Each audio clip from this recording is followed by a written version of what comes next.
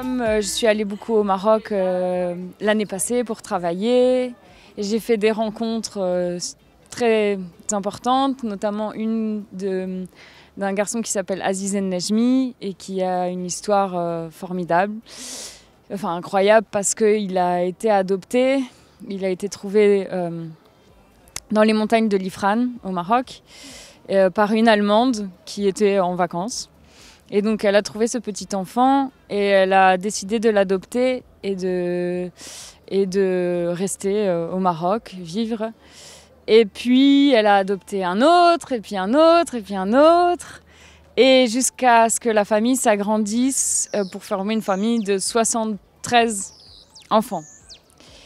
Et voilà, donc ils vivaient dans une grande maison tous ensemble. Jusqu'à ce que le gouvernement marocain décide de fermer cet orphelinat. Ce qui a été très violent pour lui, pour sa mère, pour tous les enfants. Ils les ont dispatchés dans plein d'orphelinats différents au Maroc.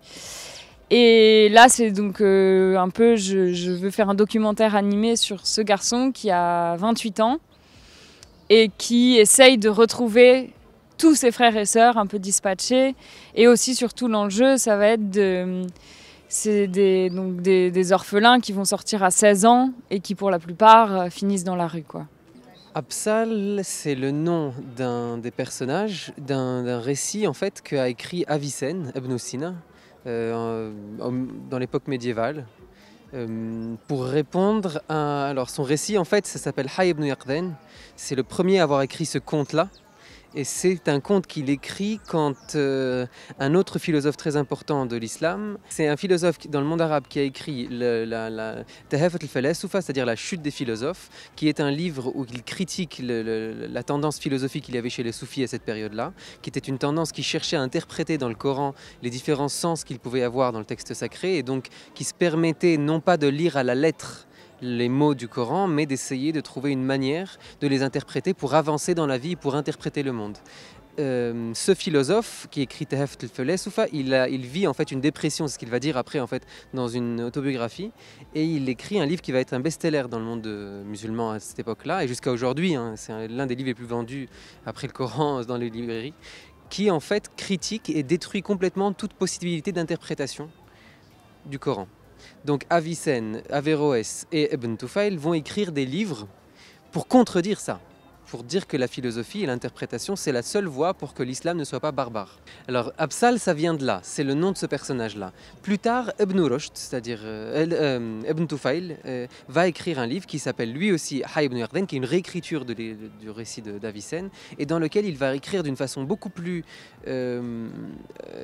plus proche de ce que nous on connaît aujourd'hui comme forme de narration dans le cinéma, c'est-à-dire avec une identification de personnage, un personnage qu'on va suivre de très très près, qui va naître sur une île tout seul, qui va commencer à se rendre compte qu'il n'est pas comme les autres animaux, qu'il est tout nu, qu'il est seul, qu'il est capable de comprendre la nature, qu'il va commencer à l'étudier, et il va devenir un philosophe autodidacte. En fait, Ibn Tufayl écrit un livre au Moyen-Âge où il dit « L'autodidacte, c'est celui qui peut comprendre le monde ».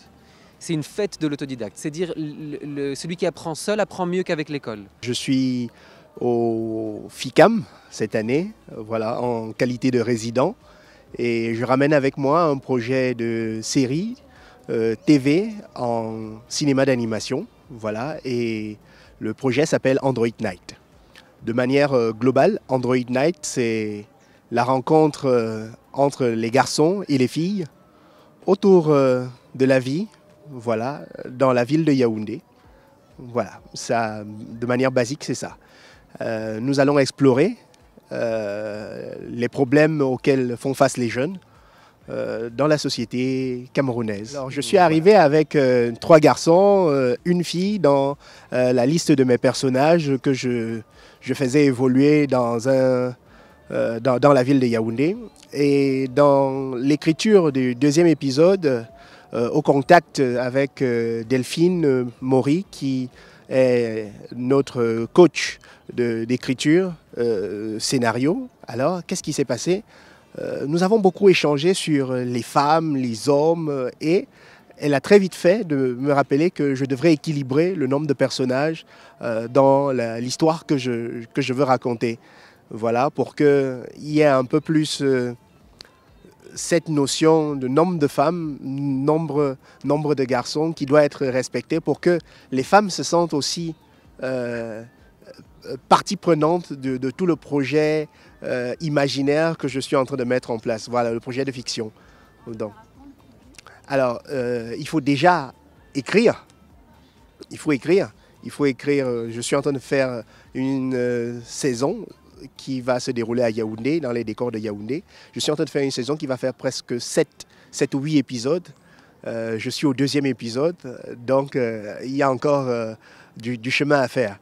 Mais entre-temps, il y a déjà la bande dessinée qui, elle, vit, elle existe, voilà, et qui s'appelle Android Night.